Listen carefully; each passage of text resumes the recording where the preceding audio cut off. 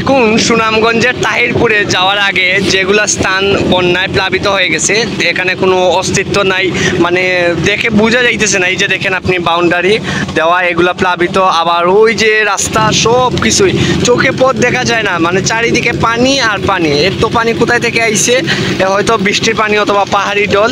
আর এই বাড়িঘর ডুবে গেছে, তারপরও তাদের খাবার সরবরাহের জন্য দেখুন কিভাবে কষ্টে।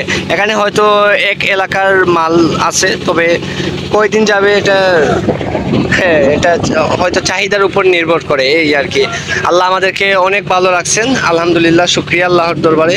আর এই যে দেখুন, মানে কোথায় যাইতেছি, কি করতেছি, বা মানুষের বাড়ি ঘর গাছপালা দেখা যায়। এই যে দেখেন মানুষের এই যে ঘর বাড়ি একদম কি হয়ে গেছে।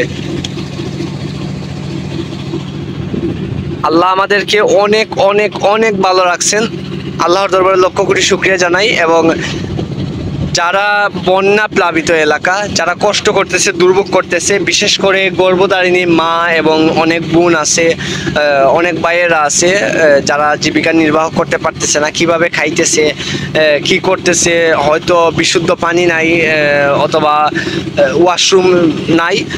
তারপরও আল্লাহর দরবারে জানাই ফরিয়াদ যে আল্লাহ যেন তাদেরকে বিপদ থেকে মুক্ত করেন, এই পানি কবলিত বন্যা থেকে যেন আল্লাহ তাদের উদ্ধার করেন। আমরা ওয়ারসি যাচ্ছি, এই যে দেখেন।